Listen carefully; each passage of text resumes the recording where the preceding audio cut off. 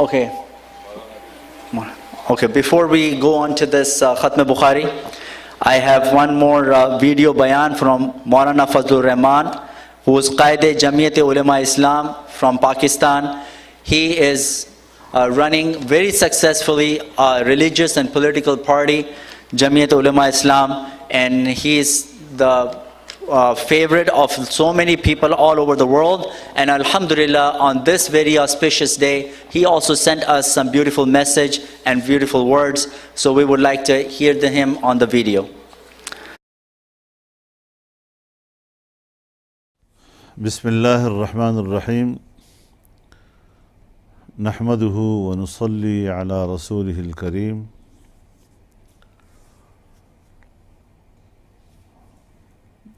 صحیح بخاری کی تکمیل کی تقریب سے مخاطب ہوں اور جو فاضلات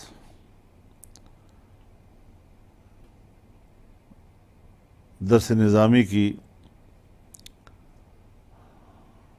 تکمیل کر رہی ہیں اور سند فراغت حاصل کر رہی ہیں، سب سے پہلے میں ان کو مبارکباد دیتا ہوں اور دعا کرتا ہوں کہ اللہ تعالی ان کو بھی اور ان کے ذریعے پورے انسانی معاشرے کو دین کی رہنمائی میں زندگی گزارنے کی توفیق عطا فرمائے۔ اس حوالے سے جہاں پوری دنیا میں اہل علم طبقہ قرآن و حدیث کے علوم کے تحفظ اور اس کی خدمت میں مصروف عمل ہیں، وہاں امریکہ میں حضرت مولانا منیر احمد اخون صاحب، جو ہمارے بہت ہی پیارے اور قابل اعتماد ساتھی ہیں، ان کی کاوشوں کو بھی میں خراج تحسین پیش کرتا ہوں کہ کس ماحول میں کس حکمت کے ساتھ وہ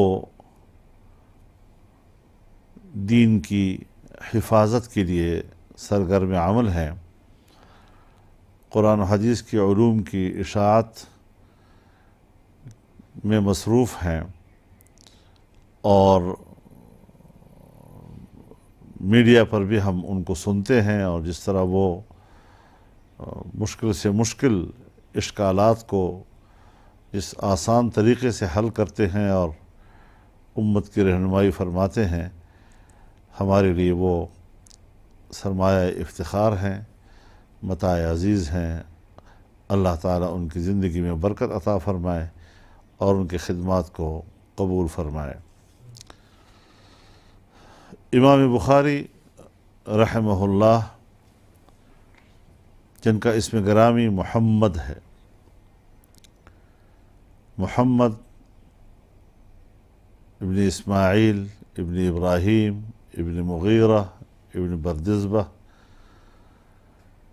جن کو حافظ الحدیث بھی کہا جاتا ہے، جن کو حدیث کے میدان میں حجت تسلیم کیا جاتا ہے، اور جنہیں امیر المؤمنین فی الحدیث کے لقب سے ائمہ مجتہدین اور محدثین پکارتے ہیں، ان کی تصنیف، جس کو ہم مختصر الفاظ میں صحیح بخاری کے نام سے پکارتے ہیں، اور جس کا مکمل نام الجامع المسند الصحیح المختصر من رسول اللہ صلی اللہ علیہ وسلم فی سننہ و ایامہ، پوری زندگی کی محنتوں کا اور ان کی کاوشوں کا خلاصہ یہ کتاب ہے۔ احادیث کی اس پورے مجموعے میں اگر انسان ان کو اپنی زندگی کا حصہ بنائے تو یہ انسانیت کا ایک بلند اور اعلیٰ ترین معیار انسان کو عطا کرتا ہے۔ یہ روشنی ہی روشنی ہے، اور اس کا مطالعہ کرنے اور اس کو پڑھنے سے اندازہ لگتا ہے کہ میں عملی زندگی میں کس حد تک اللہ کی مرضی کے مطابق زندگی گزار رہا ہوں۔ اور اللہ کی مرضی کی زندگی جناب رسول اللہ صلی اللہ علیہ وسلم کی تعلیمات، آپ کی سنتیں اور اس کی اطاعت میں ہے۔ جتنا جتنا ہمارے اندر اس میں اطاعت موجود ہے، اتنا اتنا ہماری انسانی زندگی کا معیار بلند ہے اور ہمیں ایک کامل اور مکمل زندگی عطا کرتا ہے۔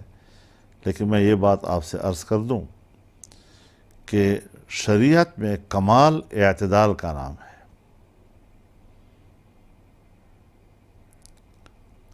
اگر اعتدال نہیں ہے تو پھر یا افراط ہے یا تفریط ہے۔ ہمیں افراط اور تفریط سے بچنا چاہیے،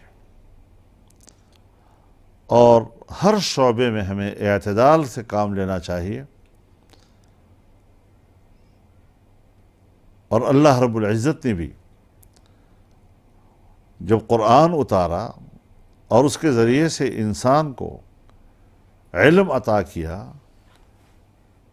اس علم سے جو انسان نے روشنی حاصل کی، اس علم سے جو انسان نے تربیت حاصل کی، اس تربیت کے نتیجے میں جو انسان وجود میں آیا، اللہ رب العزت نے اس کے بارے میں فرمایا وَكَذَلِكَ جَعَلْنَاكُمْ أُمَّةً وَسَطًا۔